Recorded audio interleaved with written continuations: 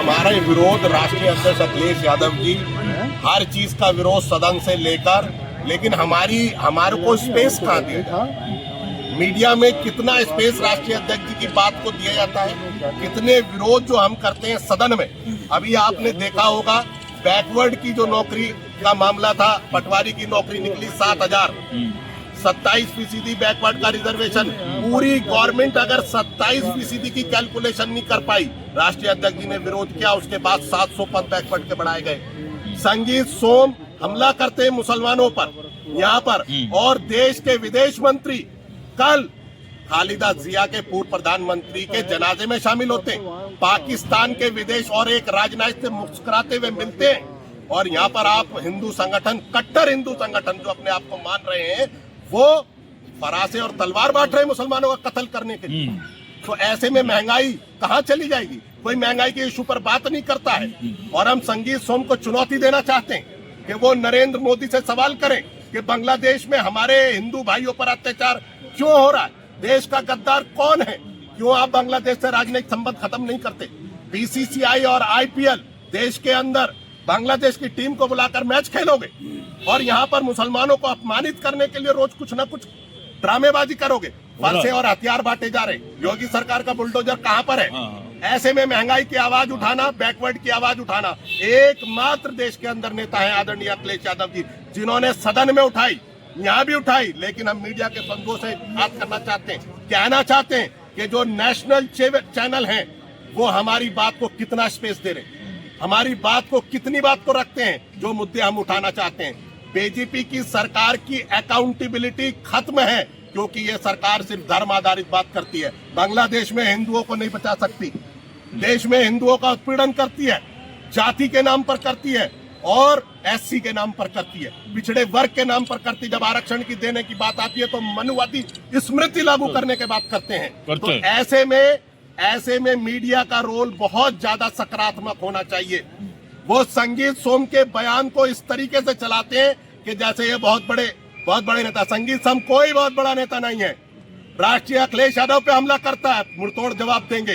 भाषा शैली सुधारिए, हिंदुओं के हितैषी हो तो बांग्लादेश से तत्काल संबंध खत्म करो, बांग्लादेश का जवाब दो। हिंदुओं की सरकार बताते हो, एक तरफ सिर्फ ये बयानबाजी इसलिए है देश के अंदर एसआईआर के नाम पर डिटेंशन सेंटर बनाना चाहती है योगी सरकार।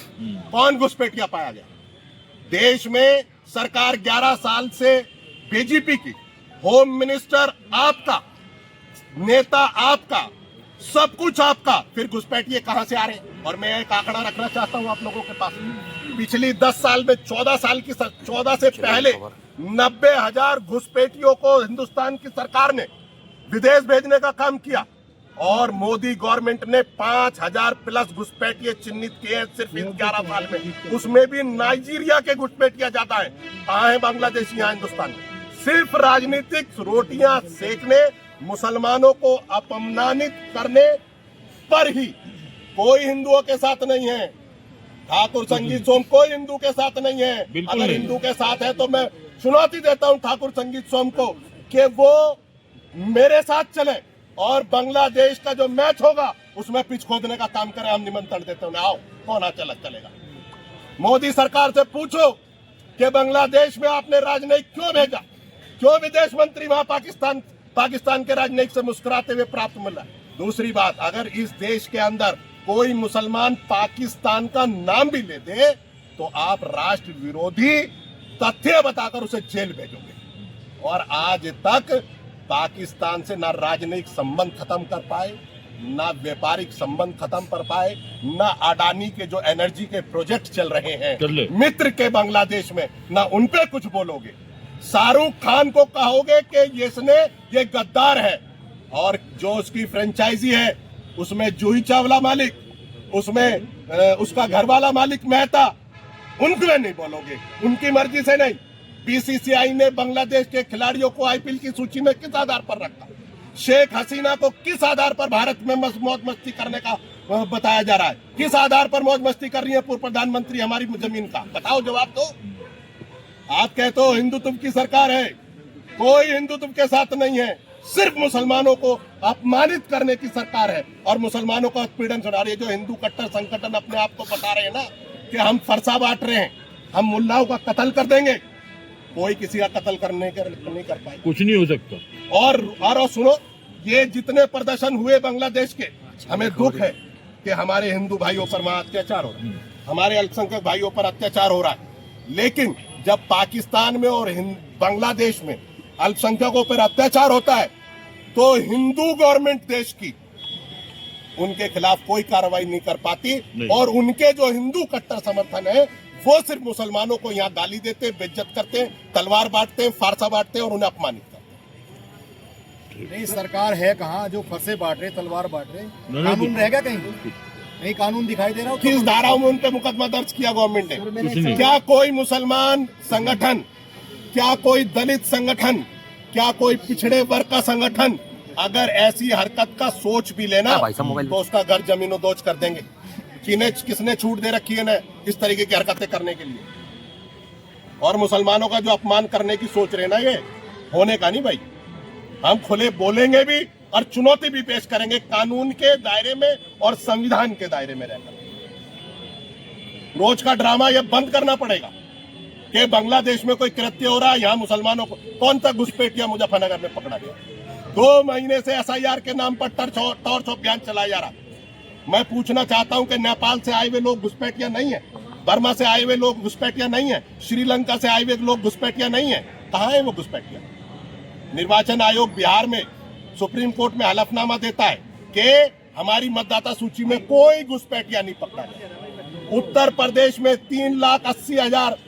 3 करोड़ 80 लाख समथिंग वोट हटाई गई। क्या निर्वाचन आयोग ने बताया कौन घुसपैठिया था? डिटेंशन सेंटर बनाने की बात करते हो, वहां कौन रहेगा डिटेंशन सेंटर में? अरे हमारा पैसा है, हम देते हैं टैक्स, हमारे पैसे को डिटेंशन सेंटर में किस आधार पर खर्च कर रहे हो? अगर कोई पकड़ा जा रहा है, हम अपनी जमीन में, अपने संसाधन में, अपने देश में किसी भी घुसपैठिया को बर्दाश्त नहीं करेंगे। आप उन्हें डिटेट करो, भेजो उन्हें वापस जहाज में बिठा, कौन रोकता है? सिर्फ मुसलमानों पर, गरीब लोगों पर, पिछड़े लोगों पर अत्याचार करने की ये हिंदू संगठन बना रखे हैं। और ये ठाकुर संगीत सोम जैसे, अगर ठाकुर संगीत सोम ने अखिलेश यादव जी के प्रति एक भी शब्द कहा, ठाकुर संगीत सोम की जांच नहीं होनी चाहिए। सुरक्षा लेकर घूमता है, मौलानाओं को गाली देता है, अखिलेश यादव पर हमला करता है। जब इसके घर पे बम कांड हुआ, साबिर मीडिया ने भी लिखा कि संदिग्ध है, आज तक उसकी रिपोर्ट क्यों नहीं आई कि इसके घर पे किसने बम फेंका? क्या खुद ने हमला करवाया था सुरक्षा लेने के लिए? ये सवाल मीडिया को उठाने चाहिए, मीडिया को निष्पक्ष होकर ये बात रखनी चाहिए विपक्ष की। और हम आपसे निवेदन करते हैं इस नए साल में कि आप, नहीं तो ये वार धीरे धीरे सबकी गर्दन तक जाएगा। कोई अगर ये सोचता है कि गर्दन हमारी है, गर्दन सबके पास है, सबके पास जाएगा, ध्यान रखना। धन्यवाद।